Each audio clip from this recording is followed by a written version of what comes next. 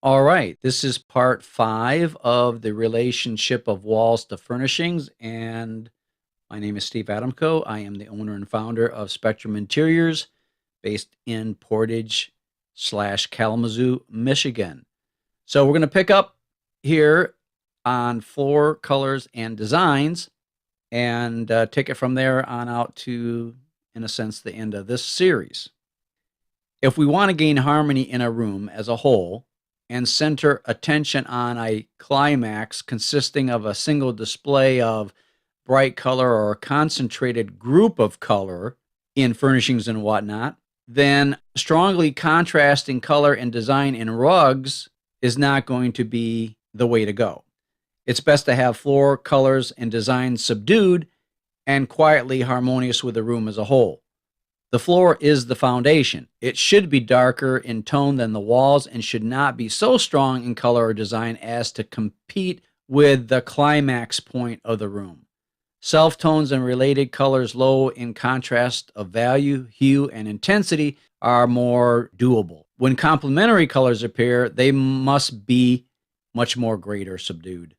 But on the other hand, depending on how you handle the room, floors can be stronger and more emphatic. But again, it's all about the proper orchestration of all the components. So when you're doing anything on walls or floors, those are the predominant areas in which a lot of decorative treatment happens, then you've got to be able to balance it all in the completed state. In other words, with everything in the room, the furniture, pictures, artwork, sculpture, toss pillows, the whole thing has got to be an orchestrated whole. It has to be orchestrated like a song, not 2 songs or 3 songs. It has to have the same symphonic orchestrated tone to it, pitch to it, feel to it.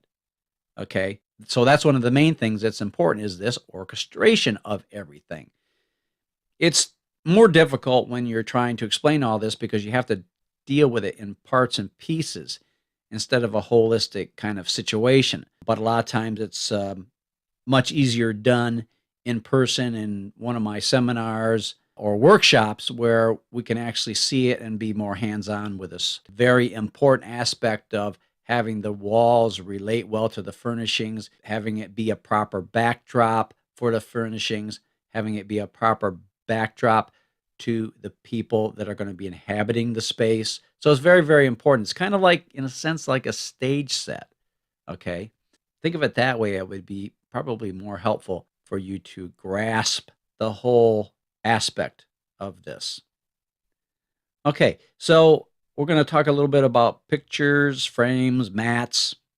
So the selection of pictures for a home is a fairly personal affair, though it needs to interact properly with the things that have come before, if those things are properly done. So now we're talking about accessorization in a sense. A lot of times, decorators or designers don't have the opportunity to advise concerning the character of pictures which come into a home, but they can, as a rule, have a voice in allotting certain types of pictures to appropriate rooms. Obviously, personal preferences of the occupants are going to be in play or asserted, and sometimes they have certain pictures that they want in there regardless of what it does to the color scheme or regardless of how it affects the color scheme. But a good designer can, point out good reasons for a certain preference that would be more doable.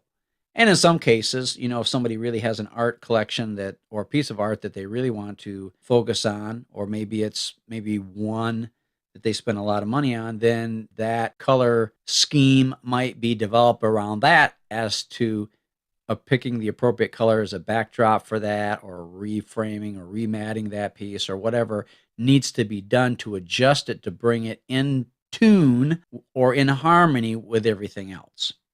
So again, it's just like, an orchestra, they tune up to get everybody in a harmony. So everybody's got to tune their instruments. Okay. If we're going to play a song, everybody's got to be in tune.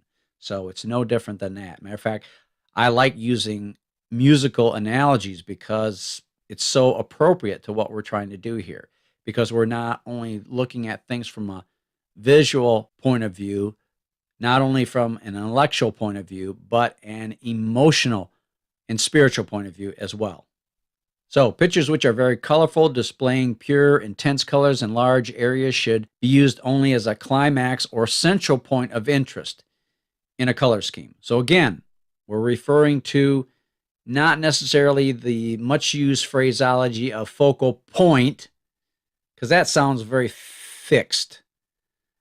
So we're using other words like climax or central point of interest, or like the climax of a movie or the climax of a book. Okay. Everything is kind of in a point of working towards a crescendo. One of these to the average room is going to be enough. More than one picture, like the brilliant red English coach scenes and such, have strong contrast, and they're going to set up a competition for attention. So you don't want to have too much eye stimulation, because then it's just going to create more fatigue and, in a sense, restlessness with things. But again, it all depends on the person that's going to be inhabiting the space, because some interiors are very mild-mannered, others are very vigorous with a lot going on. So again, it's hard to tell you exactly what one should do without expert guidance. It's kind of like flying a plane. You might want to learn to fly, but you're not going to go solo. You need somebody who really knows what they're doing in case you get into trouble, okay? And that's very, very likely. So getting into trouble is going to cost you time and money without a doubt, okay? So you don't want to get into a situation like that. In general, picture frames should tone in with the pictures, the wall color, furniture, and the trim.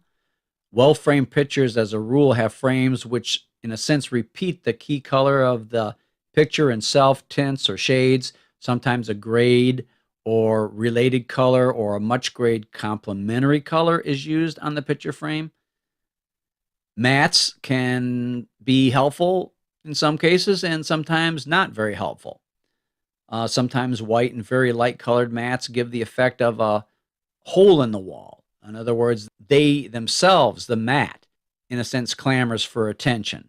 And it's kind of like an irritation. In other words, it doesn't let the artwork itself sing and have center stage. And white is sometimes more advancing than many colors and is likely to be a note of discord in a color scheme as a vivid color which is out of harmony. Now, it's not a color, but it stands out as something stark, okay? Stark white or something like that. So, pure white and stark white areas, such as used like in picture mats, table covers, or draperies, they're likely to separate from the color scheme and basically kind of jump out at you, especially when the wall color in the whole scheme is low in contrast to values or rather dark. It's just going to be, boom, very stark and not appropriate.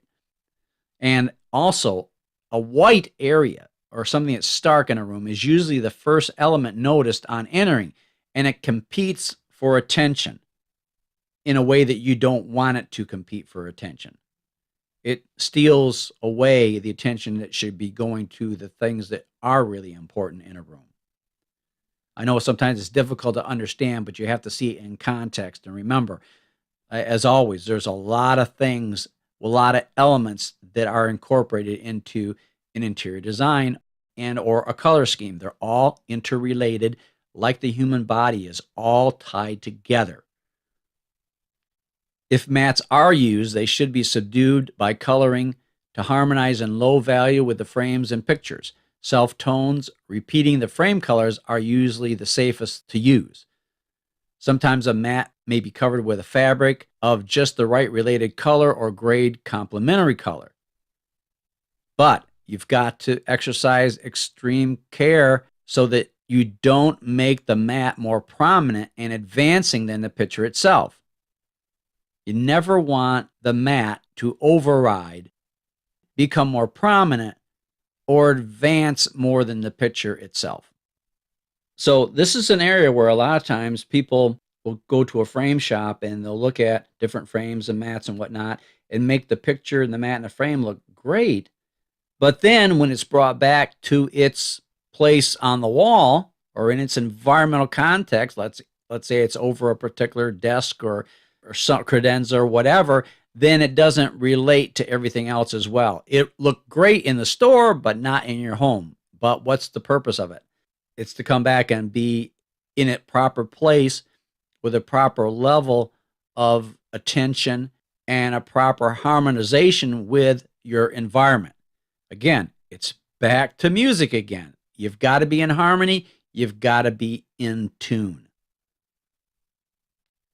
Okay, now for draperies and window shades. Window hangings or draperies are often made the color climax of a room, sometimes unconsciously and sometimes with good effect. If the windows are not too large and too numerous and other centers of interest are lacking, a note of cheer or levity may be given by using pure, intensely colored draperies. Now, the tendency is to build more and larger windows in homes, and there is considerable likelihood that brightly colored draperies in these types of homes will be a jarring note because of the large areas. They take up a large amount of space.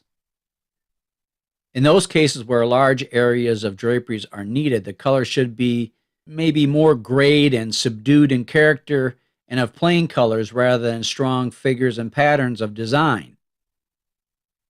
As a general rule, where the color climax of a room is at some point of interest other than the windows, the drapery should be in more subdued colors. The dominant color note of the walls and the color scheme in general is the key to correct and easy selection of the draperies and the window shades.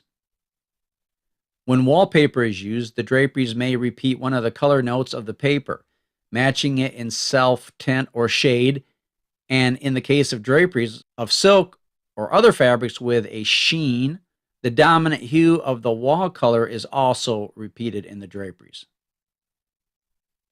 When the wallpaper or, let's say, an overall stencil design is rather prominent, the draperies ought to be of plain, subdued color fabrics. Draperies in general may be a harmony of self-tones with the wall colors. They may be related colors or complementary colors subdued by being grayed or neutralized. And the contrast of values should not be too great. A scheme of low tones is probably best. Many textiles and objects of nature reflect a series of related colors. Red velvet draperies in sunlight show orange where the light strikes them directly, shading to orange-red, red, and red-violet in the shadows. A green leaf on a tree reflects yellow-green, green, blue-green, and dark blue in the shadows.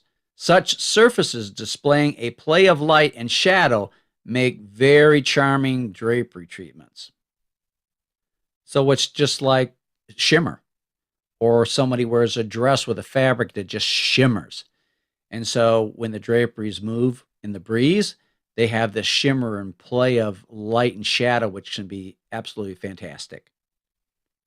Now we're going to move on to panels and stripes. So although walls should remain always as the backdrop or background, the foil against which the furnishings are displayed, it is possible that a wall could be too flat, uninteresting, and monotonous. So walls of large area may be broken up in many ways. The rough textures of special wall finishes like Roman travertine, Old English, Holland, sand float, and Tiffany modeling and blending accomplish this artistically, which is all in a realm of faux finishing. Well-selected wallpapers will serve the purpose as well. Panels formed of picture moldings and proportioned with a good sense of balance are excellent. Vertical panels visually increase the height of a ceiling.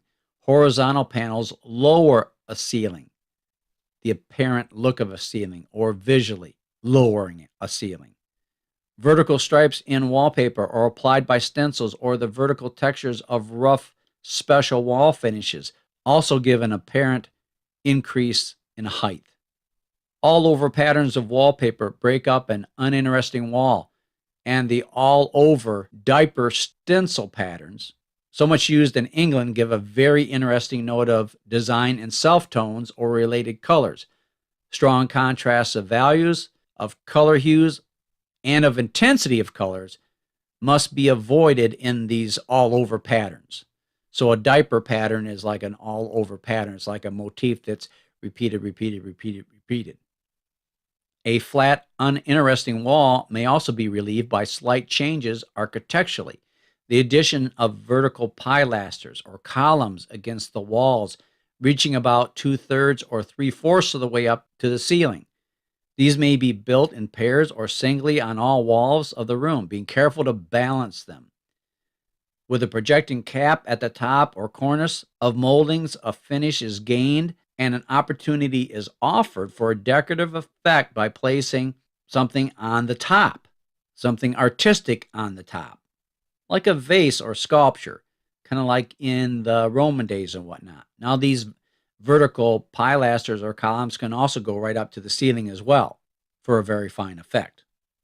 Now, finally, here's a suggested experiment. While it's always helpful and useful to have a color fan deck, which shows all the colors available, a lot of times this confuses the average person because there's so much available. It would be more useful to make up a set of color cards that are composed of perfect color combinations. And then you have larger areas of color to look at. And so in your search for useful color groups, it's always a good idea to take particular note of the impression that's given by each type of color combination. You can note the simplicity, the dignity, and attractiveness of self-toned color schemes. In other words, those are color schemes based on a variation of one color. You can make a search for these not only in the color schemes used on the interior of homes, but also public buildings, show windows, shop windows, things of that nature, but also color schemes in nature. Matter of fact, you can just select some things from nature, especially autumn leaves and things like that, bark, different types of stones and whatnot, and find color schemes there, or just accumulate these things and just snap a picture of it.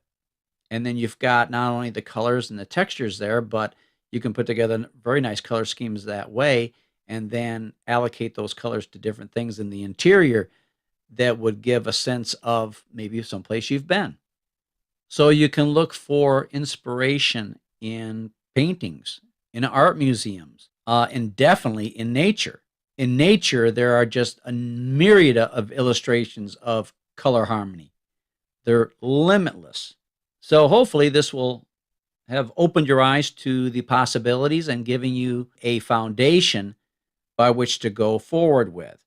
Now, if you have any questions, and particularly if you want a personal consultation, then you can give me a call.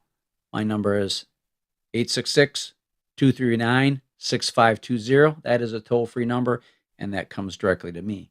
So anyway, I hope you have enjoyed this series of color and the relationship of walls to furnishings. Remember, all these things are backdrops for people and things and furniture to make you look your absolute best.